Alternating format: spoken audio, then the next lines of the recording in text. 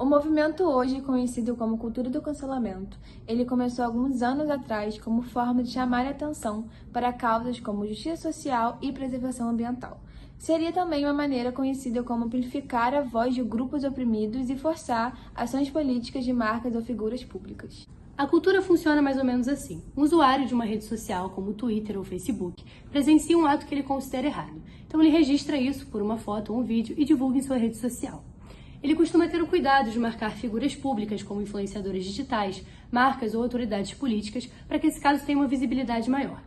É comum que em questão de horas esse post tenha milhares de compartilhamentos e, temos uma pessoa cancelada. Essa pessoa cancelada, consequentemente, acaba perdendo seguidor, patrocinador, moral e até mesmo reconhecimento virtual, que é uma das coisas mais importantes para essa galera que mexe com o meio da internet. Os canceladores não deixam a pessoa cancelada seguir a sua vida com normalidade, seguir sua vida em paz, sem as devidas punições que podem ser atitudes machistas, racismo, até mesmo intolerância religiosa e entre outros. Há um interesse generalizado das pessoas hoje em dia por fama, poder, status, prestígio. Acho que a ideia de ser celebridade parece conquistar muito fácil as pessoas atualmente. E a cultura do cancelamento ela veio para dar um freio nisso tudo. Mas ela tem um lado positivo e um lado negativo. Um dos pontos positivos na cultura do cancelamento é você poder dar voz a grupos oprimidos que não foram ouvidos nem respeitados, consequentemente obtendo a sua justiça social.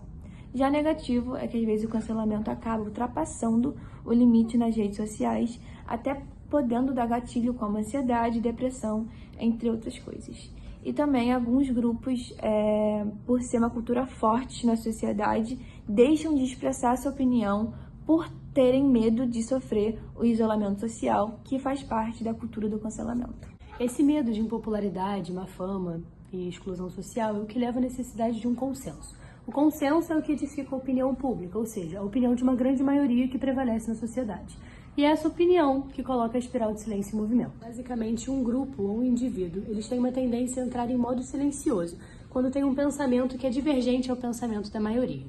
Em tese, a teoria diz que, quando você compartilha de um pensamento que vai de acordo, quando você percebe que o seu pensamento ele vai de acordo com o pensamento da maioria, você tem uma disposição maior a divulgar a sua ideia, postar seu pensamento nas redes sociais, divulgar o que você pensa, porque você está de acordo com a massa.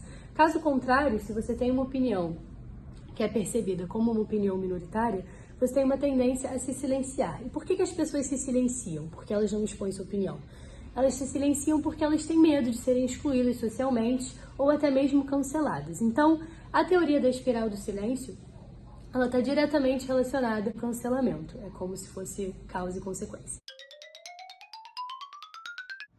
Oi, gente, tudo bem? Meu nome é Gabriel Fernandes, eu tenho 19 anos e eu trabalho com as minhas redes sociais, principalmente com o TikTok.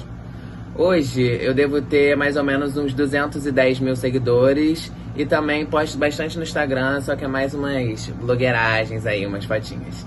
E agora eu vou responder pra vocês umas perguntinhas sobre cancelamento, que eu já fui cancelado e eu explico melhor aí pra vocês. Boa tarde. Bom, primeira pergunta. Por qual motivo você foi cancelado no meio online? Então, o motivo que eu fui cancelado foi por causa daquela trend, vocês lembram? Dominique, nananana. Tá, é uma musiquinha que você conta uma história inusitada que aconteceu na sua vida. E eu contei de quando eu tava voltando de Búzios com uma amiga minha e aconteceu meio que tipo um assédio lá atrás do ônibus e eu chegou o policial e eu tinha levantado a mão falando que tipo, sei lá, eu me pronunciei lá. Só que aí no vídeo eu também tinha falado que eu não queria ir pra delegacia, que eu não queria me expor e eu tinha um aniversário de uma amiga minha. E aí esse foi todo o motivo, porque eu não queria depor pra ajudar uma vítima. Só que foi um vídeo mais... Quem conhece essa trend sabe que é uma trend mais descontraída. E aí eu tentei levar pra um lado mais descontraído, só que não era muito o momento pela história pesada que era. Vamos para a segunda pergunta. O que você acha que faz as pessoas te cancelarem em massa e não te defenderem, apesar de às vezes não concordarem com a opinião da maioria? Realmente é uma situação bem complicada, porque se a pessoa tá sendo cancelada e tem muita gente contra ela, é muito difícil vir alguém e pensar diferente da maioria e chegar e falar a sua opinião, porque a internet é um lugar sem lei, sem nada, e as pessoas caem em cima, fazem muitos comentários maldosos, E eu acho realmente difícil. Por isso que eu também acho que muita gente não se mete, até tendo uma opinião, não se mete na situação, entendeu? Pra não se expor e acabar caindo nesses comentários horríveis. Só que no meu caso não foi assim. Tinha bastante gente defendendo, porque realmente tinham dois lados. Pegaram mais essa parte que foi, tipo, mínima, assim, que eu citei no vídeo, porque eu não queria me expor lá, só que tinham várias outras coisas atrás, só que no meu caso tinha também uma boa quantidade em massa me defendendo também. Entendi. Bora para a terceira pergunta. Quando você está cercado por pessoas na internet com opinião divergente da sua, você se sente acuado de alguma forma? Se sim, você expõe a sua opinião? Então, eu sou uma pessoa com bastante personalidade. Se eu tô achando uma coisa, se eu acho que é isso, pra eu falar na internet, eu tenho que realmente estar com fatos e coisas que eu realmente acredito. Agora, se eu tiver já com esses fatos e acreditando em todas essas coisas, e realmente meio que a minha opinião estiver bem formada nisso, e todo mundo estiver contra, eu não quero nem saber. Eu vou falar minha opinião, e se for cancelado de novo aí, whatever, e é isso. Vida que segue, mas eu nunca vou deixar de expor minha opinião se eu tô certo daquilo do que eu acho, entendeu? Independente da maioria. Quarta pergunta. Quando houve o seu cancelamento, isso afetou de alguma forma na sua vida pessoal? Sim, me fez refletir bastante. E foi até bom isso, porque aconteceu bem no começo que eu tava começando a crescer no TikTok.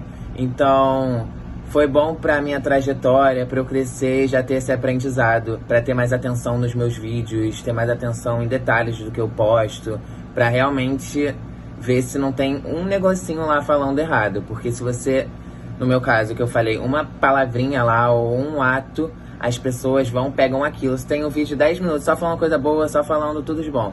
Aí, em 5 segundos, você falou uma coisinha errada, uma coisinha fora da curva. A pessoa já pega aquilo e já transforma pra acabar com você, que eu não sei também esse prazer que as pessoas têm de fazer isso. Mas acontece, é a internet mesmo.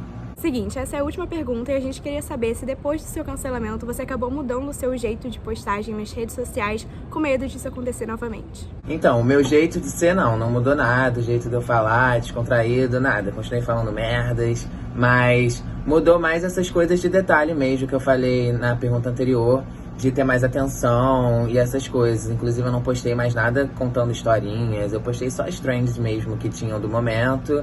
E posto essas coisas mais leves, entendeu? Nada contando uma história que possam interpretar de dois lados. Muito obrigada pelo seu tempo e atenção, foi um prazer saber um pouco mais da sua história. Então é isso, gente. Adorei o convite, adorei responder essas perguntas. Muito obrigada. E eu espero que vocês tenham gostado também, entendido melhor esse mundo aí do cancelamento. Obrigada, esperamos que vocês tenham gostado de saber um pouco mais do conteúdo e do backstage da vida dos influenciadores fora das redes sociais.